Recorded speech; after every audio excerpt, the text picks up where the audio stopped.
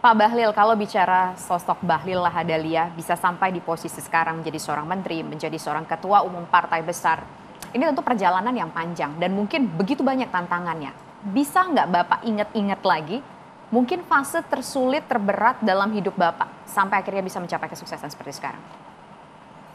Nggak, kenapa sih pertanyaannya yang susah terus? Nggak susah ini sih Pak. Jadi sekalian memberikan inspirasi bahwa di balik kesulitan itu pasti nanti akan ada titik terang begitu.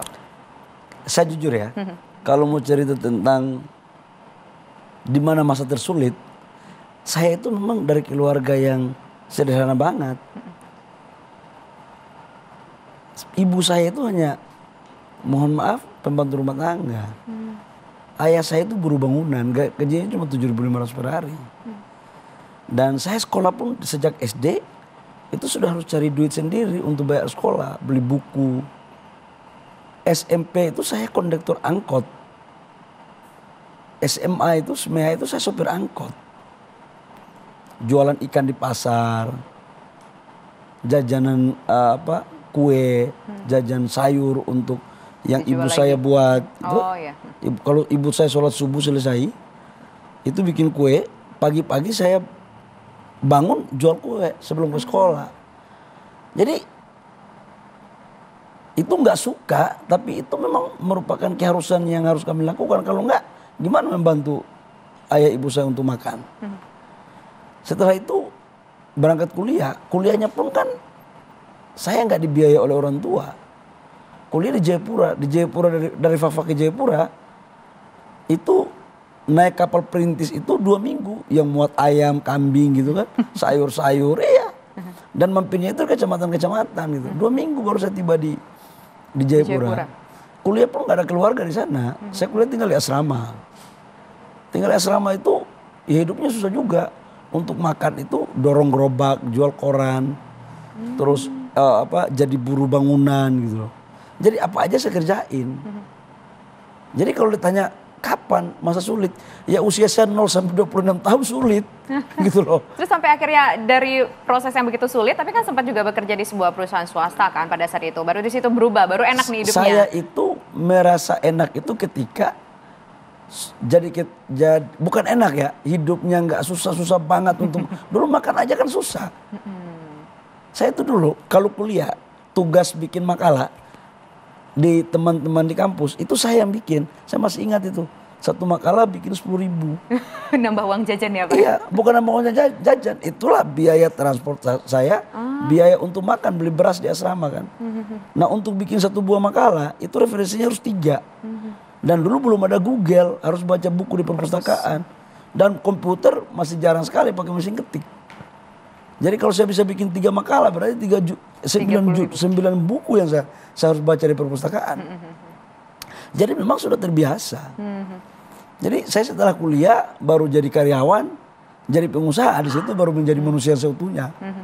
Gimana ceritanya Pak dari karyawan terus jadi pengusaha? Apakah memang kayaknya saya harus melakukan sesuatu yang Saya lebih? semester 7, semester 8 itu udah berpikir saya nggak mungkin hidup begini terus. Kalau hidup mau jadi karyawan saya, kapan saya mengakhiri penderitaan ini gitu loh. Maka saya nggak mau, waktu saya katakan begini, berjanji pada diri saya. Tapi kan di perusahaan yang cukup bagus kan pada saat itu. Apa perusahaan gajinya cuma berapa waktu itu kan? Gaya doang aja. Namanya karyawan mana sih gaji bagus? Secukupnya doang kok. Jadi setelah jadi karyawan, saya menjadi kemudian direktur di salah satu perusahaan, konsultan keuangan. Habis itu 1,5 tahun saya berhenti, baru merintis perusahaan sendiri. Perusahaan itu naik turun juga, main di kayu, main di konstruksi. Habis itu baru main di tambang. Jadi naik turun juga. Seperti lagu dangdut itu loh, jatuh bangun gitu loh. Jatuh bangun itu juga dirasakan begitu ya. Tapi sekarang. Dan pengusaha yang hebat itu menurut saya, bukan pengusaha yang dari atas kemudian di atas terus. Pengusaha yang hebat itu dari bawah ke atas, jatuh bangun lagi. Grafiknya kan begini. Dan memang ya itu saya harus jalanin. Jadi kalau sekarang orang bilang nanti kamu susah, jangan ajarin gue tentang kesusahan. Karena gue udah susah udah lama. Kalau suatu saat kembali lagi nol, itu nggak rugi, kembali modal.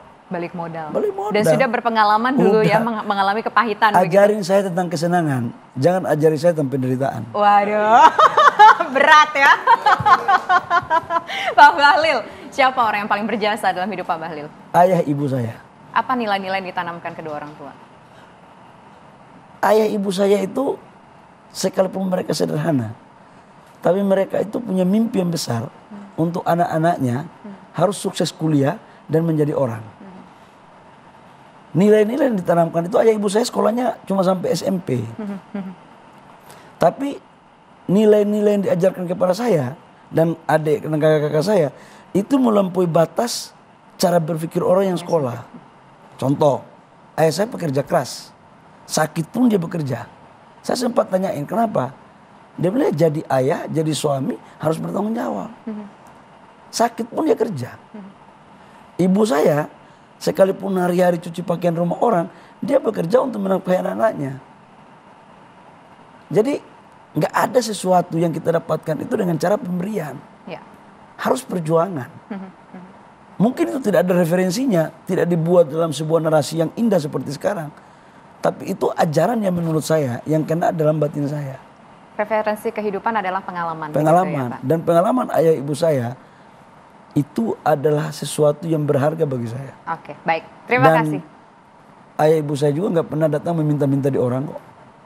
Nggak. Mereka selalu hidup mensyukuri apa yang mereka punya. Oke. Jadi saya begini, ya sudah bekerja dan karena Allah aja. Sambil membangun silaturahmi dengan senior-senior, teman-teman, membangun jejaring, jangan sombong, gitu aja. Kalau di bawah jangan terlalu sedih, kalau di atas jangan juga terlalu merasa hebat. Nanti kalau jatuh nggak sampai di tanah nanti. Nyampainya di mana Pak kalau nggak di tanah? Ya, bayang-bayang lah. Terima Santai kasih. aja, santai ya. Terima kasih Pak Bahlil Lahadalia dalam perbincangan malam hari ini. Pemirsa, ada 3 poin yang cukup menarik. Dan ini tentunya bisa menjadi pembelajaran untuk kita semua, terutama bagi generasi muda yang ingin menjadi orang yang sukses. Kerja keras, silaturahmi, dan juga berdoa dan percaya kepada Tuhan Yang Maha Kuasa. Terima kasih sekali lagi Pak Bahlil Lahadalia selaku Menteri SDM dan juga Ketua Umum Partai Golkar. Selamat malam. Dan pemirsa, demikian kebersamaan kita dalam One on One kali ini. Saya Tisa Noveni undur diri. Selamat malam, sampai jumpa.